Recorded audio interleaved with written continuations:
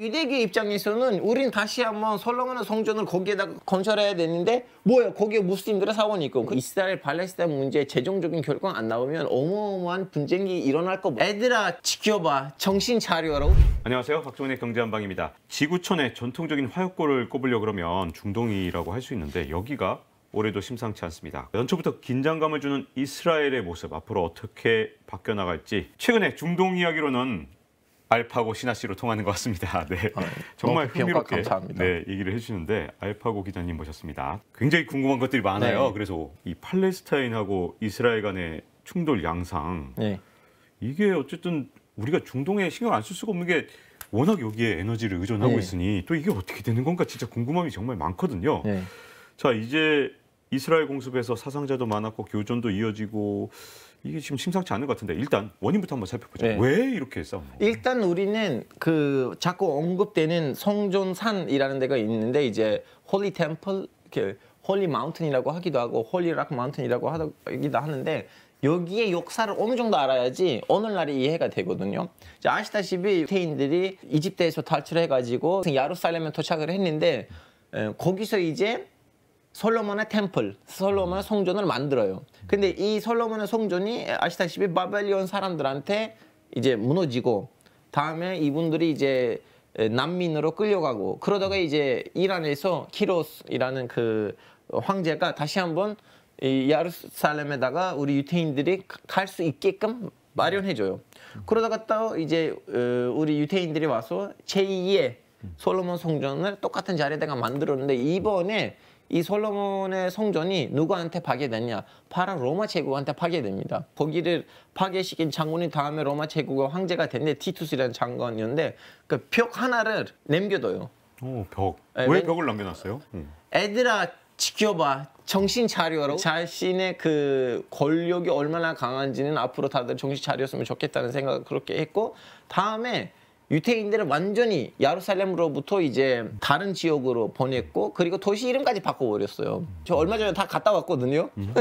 다 하나씩 답사 있습니다. 네, 최근에. 최근에 불과 몇 주 전이에요. 이 갈등이 막 증폭되기 그 저는 그 검찰 시위 있을 때는 거기 있었어요. 텔아비브에 있었어요.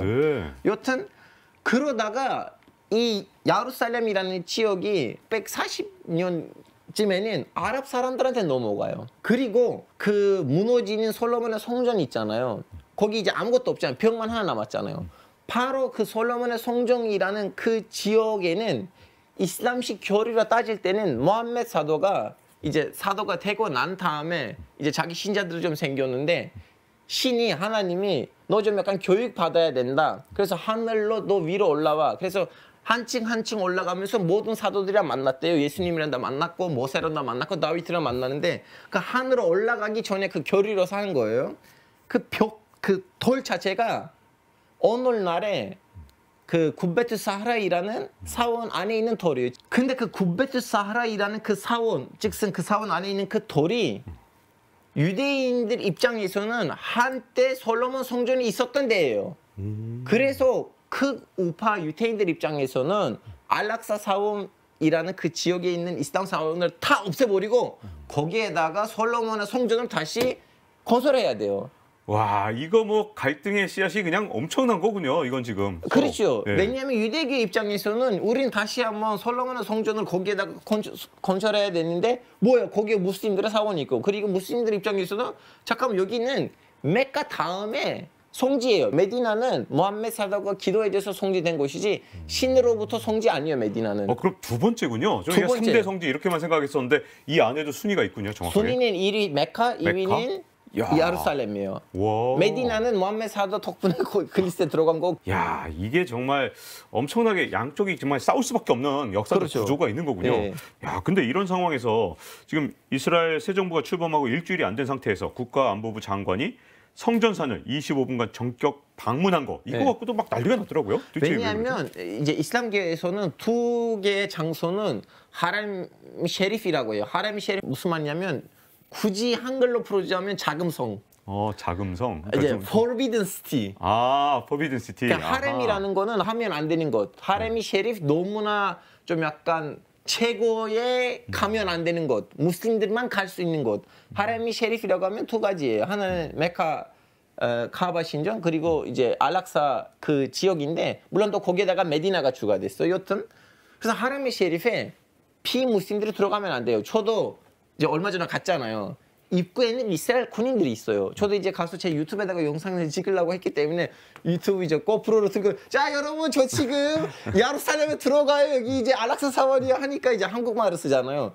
군인들이 제가 무슬림 아니라고 생각하고 이스라엘 군인들이 저한테 들어가지 말라고 했는데 여기는 무슬림들만 들어간다. 너 외국이니까 들어가지 마. 아니야 나도 무슬림이야 하고 한국 여권을 보여줬더니 뭐야 이거 한국 여권이야.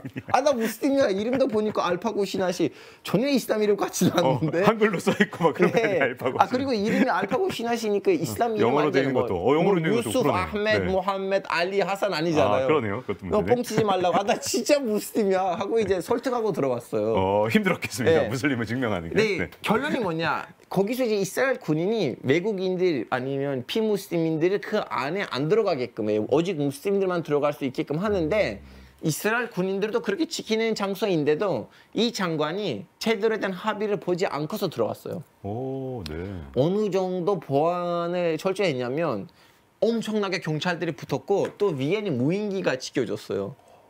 왜냐하면 거기에다가 피무슬림이라면 들어가면 안 되거든요. 일부러 갈등을 좀 만들겠다는 의도가 좀 있는 것 같이 느껴지는데요? 한국 언론에서 잘 나오진 않았는데 사건이 커져다 보니까 이제 나타냐후 총리는 바로 요르단에 갔어요. 요르단에 가서 이제 국왕이랑 만나고 물론 무슨 얘기를 했는지는 아직 공개되진 않았는데 너무 아이러니한 것인지 뭐냐면 한때는 극우파로 이름이 날렸던 나타냐후도 지금 걱정을 해서 사건을 좀 약간 분위기를 가라앉으려고 노력하고 있어요. 얼마나 사건이 컸으면 네타냐후가 네. 오히려 이거 워워워 하고 지금 있다는 왜냐면 얘기인데. 예전에는 이스라엘의 고위 간부들이 알락사 사원에 들어가려고 했을 때는 그 이전에 무슨 사건이 있었어요. 뭐 예를 들면 누구를 죽였다든가 아니면 무슨 테러 사태가 있었다는 신고 있다든가 항상 좀 이스라엘 입장에서는 외국인들한테는 서양 세계에다가 자기네 이 행동을 설명할 만한 뭔가 요소가 있었거든요. 근데 이번에는 그냥 장관이 뜬금없이 가는 거예요. 자, 그러면 이스라엘군이 공습을 감행한 곳이 요르단강 서안의 제닌 남미촌이던데 네. 자, 이 가자 지역과 함께 이 장소들이 도대체 또 여기는 어떤 의미가 있는 거예요? 이제 이스라엘이 건국됐을 때는 일부 아랍국 사람들이 반발했어요. 니네들 여기서 무슨 나라를 만드냐. 그러다가 거기서 이제 심한 갈등이 있었죠. 2차 대전 직후 후에는. 절수 안 하고 자기 자리에 남았던 애들한테는 이스라엘 정부는 시민권을 나눠줬어요. 얘네들이 이스라엘 시민이다. 아랍 사람인데도 무슬림인데도. 근데 잠시 절수하고 우리는 싸우겠다고 하는 애들은 팔레스타인 사람이에요. 근데 이 잠시 절수했던 사람들이 소안 지구하고 가자 지구로 이렇게 절수했는데 특히 가자 지구는 어떻게 보면 대형 야외 감옥으로 생각하시면 돼요. 왜냐하면 접촉이 잘 안 되고 그 출입국이 완전히 이스라엘 군으로부터 이제 통제돼 있고 거기 사람들이 너무 힘들게 살고 있어요. 그리고 전기도 잘 안 오고 이미 좀 약간 특히 가자 지구 안에 살고 있는 사람들은 이스라엘에 대한 그 반발하고 그 반감이 너무 높아요. 왜냐면 전기가 하루에 몇 번 정도 오는데 다 이거 이스라엘 탓인데 이스라엘을 좋아할 수가 없는데 장관이 거기를 방문하면서 그 반감이 너무 올라갔고 그 반감 별가른 동기난 사건을 일으켰어요. 이거는 완전히 테러리즘이에요. 완전히 비난받아야 되는 일인데 이 사람의 주적을 하다 보니까 또 이제 이번에는 공습이 일어나는 거예요. 이스라엘의 정부가 어떻게 되느냐에 따라 좀 갈등이 좀 완화됐다가 또 강화됐다가 이런 적이 있잖아요. 사실은 이제는 이스라엘 정부가 어떻게 되냐에 따라 아니고 이스라엘 정부는 이제부터는 극우파냐 중도 우파냐다가 달라질 거고 제 보기엔 다시 한번 이스라엘에서는 진보가 정권을 잡을 수가 없게 됐어요. 왜 그런 정치적인 바뀌었죠? 이스라엘의 건국 이후로부터 국회 성향을 보시면 주로 진보였어요. 왜냐하면 이스라엘이 수립이 됐을 때 그나마 편하게 살았던 유태인들이 통유럽에 있었던 애들이었어요. 이 통유럽에서 왔던 사람들이 비교적으로 신앙심도 그렇게 강하지는 않았고 왜냐하면 공산주의 맛도 보고 왔잖아요. 네. 그래서 무신론자들도 좀 무신론? 있었고 네. 그리고 그나마 그 사람들이 정치적으로 할당을 했기 때문에 오자마자 또 정치적으로 조직을 잘했어요. 그러다 보니 거의 80년대까지는 진보가 항상 정권을 잡았다가 80년대 이후로부터 정권이 진보하고 우파 사이를 갔다 왔댔어요. 왜냐하면 이 진보 사람들 보기에도 이 나라를 만들려면 좀 약간 전체성이 있어야 되는데 세계 곳곳에서 유태인들이 왔는데 전체성이 뭐냐. 그래도 좀 약간 이스라엘의 그 유대교 정체성을 좀 약간 보여줄 만한 애들이 하레리 애들이에요. 그 검은색 입고 네, 이렇게 네. 머리 따서 이렇게. 네. 그래서 그 사람들이 약간 국가 차원에서 밀어줬어요. 자기랑 같은 사상 아닌데도. 그 사람들 우파를 주로 투표하거든요. 네네, 그렇더라고요. 이번 코로나 때도 아주 뭐 우리는 방역도 안 해, 뭐 예방 접종도 안 해, 그러면서 그렇죠. 네, 그런 물론 다 하레디라고 해서 다 우파도 아니에요. 왜냐면 그런가요? 하레디인데도 진짜 너무나 톡실한 유대교를 믿는데도 진보 성향이 있는 하레디도 있어요. 이것도 좀 말씀드려야 돼요.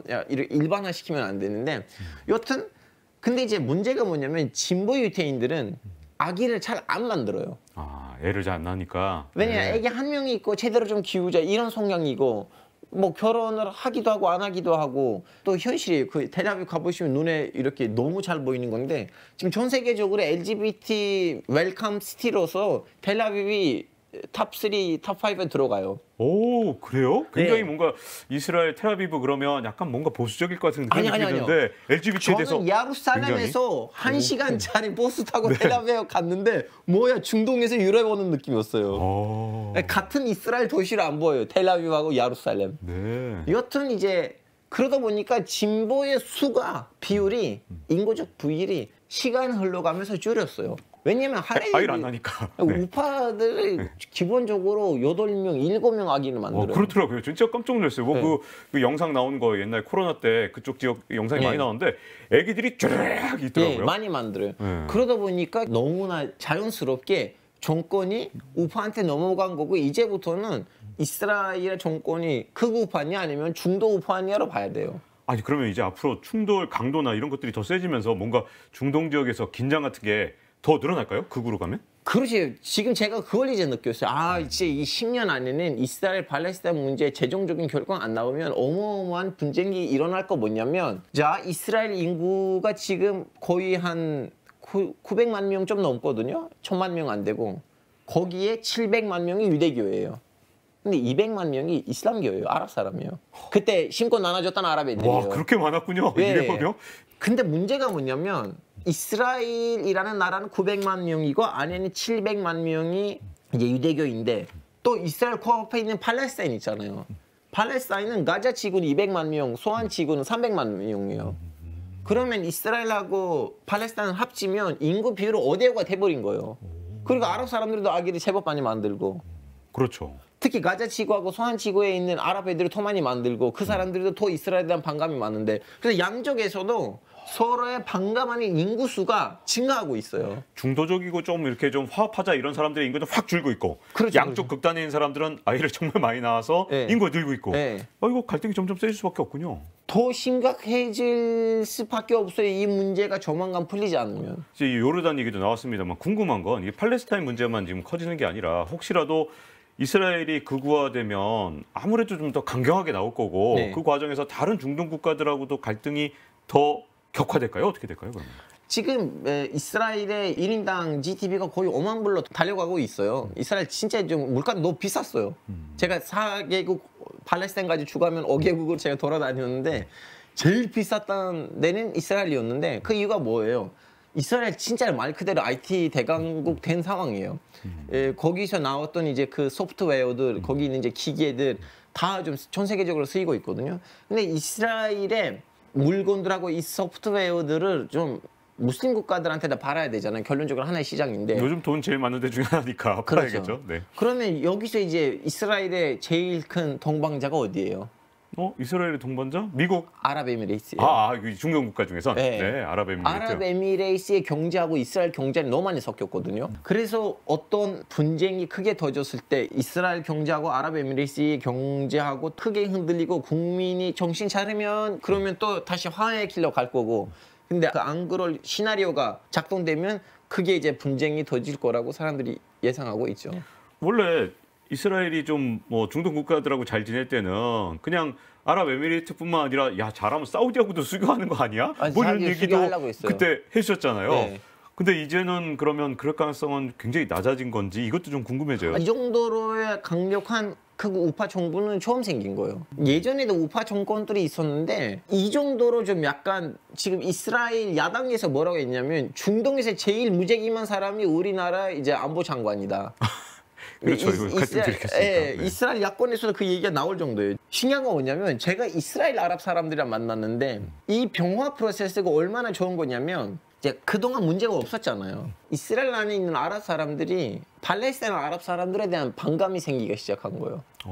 왜냐하면 그 사람들 입장에서는 오케이, 지금 이스라엘이 괜찮은데 우리는 알락사 사원에 가서 문제 없이 예배를 하고 있는데 나 지금 여기 텔아비브에 있는 이슬람 사원에 가서 문제 없이 사는데 봐봐, 우리 아랍 국회의원들도 국회에 들어간대. 왜 쓸데없이 싸워요? 왜냐면 그 아랍 사람들이 이스라엘 시민으로서 잘 살고 있는데, 병화 프로세스는 사실은 좀 가면 계층에 있는 사람들이 자기 계층에 있는 극단적인 사람을 좀 약간 조용히 하게끔 만들려고 하는데, 근데 지금 다시 중간에 이렇게 깨지니까 그동안 누적됐던 그런 좋은 것들이 날아갈까 봐 사람들이 걱정돼요. 그러면 진짜 어떻게 보면 아랍계 이스라엘 국민들은 이거 굉장히 스트레스를 받고 있겠는데요? 네, 너무 잘 되고 있었는데 왜 이러지 갑자기? 이게 잘못하면 잘 되던 게 자꾸 중동의 새로운 도화선에 어떤 불씨를 일으킬까 봐 약간 그게 걱정되는데, 현재로서는 좀 살얼음판을 걷는 모습처럼 좀 불안불안하게 볼 수밖에 없는 그런 상황인가요? 이미 난사 사건이 일어났고 또 가서 공습을 했는데 이럴 때는 또 이란 같은 나라들 제일 좋아해요. 왜냐하면 이스라엘이란 좀 뭔가 문제가 일어나고 거기다가 세게 뭐가 해야지. 그동안 시아파라고 해서 좀 약간 멀리했던 무슬림들도 이란한테 또 가까워지고 그러거든요. 네. 그래서 너무나 좀 약간 다방면에서의 설끼는 행동들을 했어요, 이번 사태로. 그래서 나타냐후 총리가 이 문제를 어떻게 처리할 건지를 지켜봐야 돼요. 네. 왜냐면 오랫동안 우파의 지도자로서 이스라엘을 끌고 왔던 사람이니까 그나마 좀 약간 노하우가 있지 않을까라는 그런 좀 긍정적인 생각을 갖고 있어요. 지금 이란 국정원하고 이스라엘 국정원은 서로 암살하고 있어요. 우리는 언론에서 한국 언론 안 나올 뿐이지, 이란 이슬람 공화국의 출범의 목표는 이스라엘을 없애버리기예요. 그 목표 자체가? 목표가 그거예요. 이란이 몇천 년의 제국의 그 노하우를 갖고 있는 사람들이에요.